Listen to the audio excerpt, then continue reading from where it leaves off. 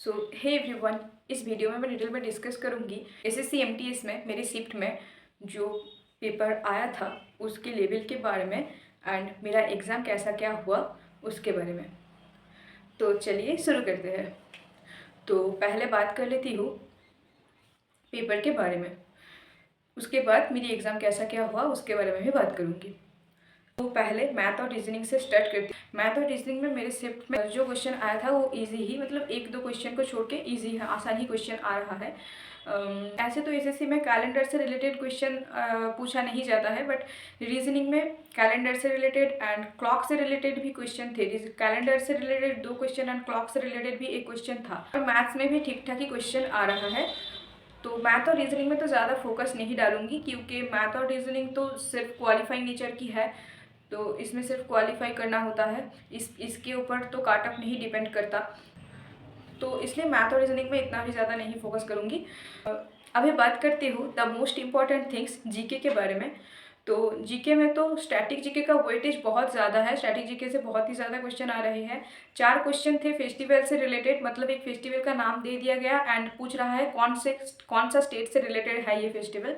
And घराना से भी एक क्वेश्चन थे और बुक एंड अथर से एक क्वेश्चन थे जो थोड़ा हट के, मतलब जो थोड़ा मतलब हट के टाइप का, मतलब ऐसा मतलब कॉमन ईजी सा नहीं था। इंस्ट्रूमेंट से रिलेटेड भी एक क्वेश्चन आया था।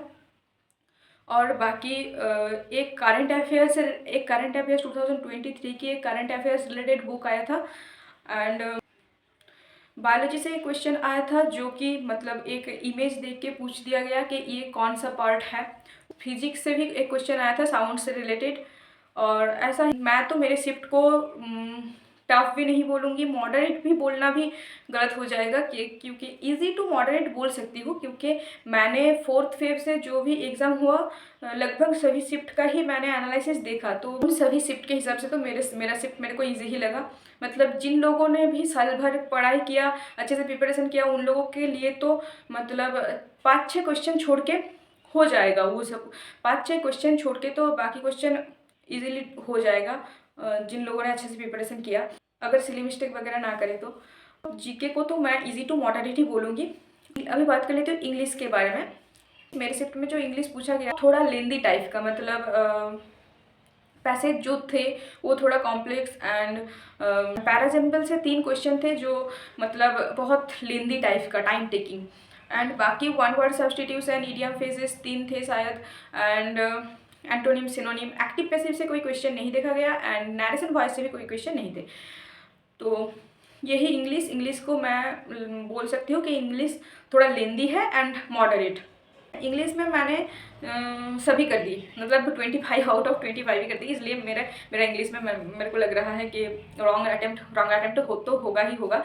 तो एक तो हो ही गया रॉन्ग, ऑटोनॉमी एरिथ्रोनॉमी करके चली आई मैंने। वो क्वेश्चन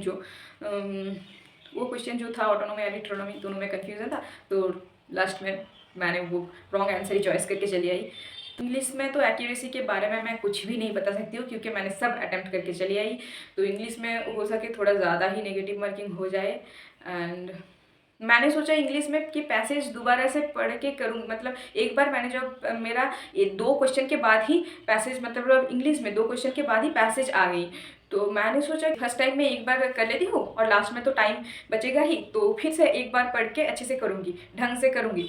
तो वो नहीं हो पाई क्योंकि पेपर लेंदी थे, तो बाकी सब करते करते ही टाइम चला गया, तो पैसेज फिर से पढ़ के ठीक ठाक करके करने के टाइम नहीं मिला, एक 1 गो में ही जो किया।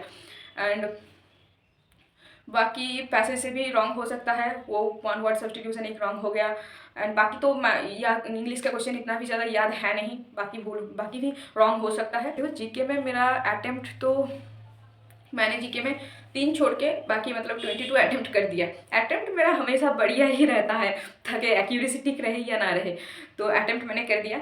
अभी पता नहीं एक्यूरेसी के बारे में कुछ भी नहीं बोल सकती हूँ, अब आंसर की के लिए ही वेट करना पड़ेगा।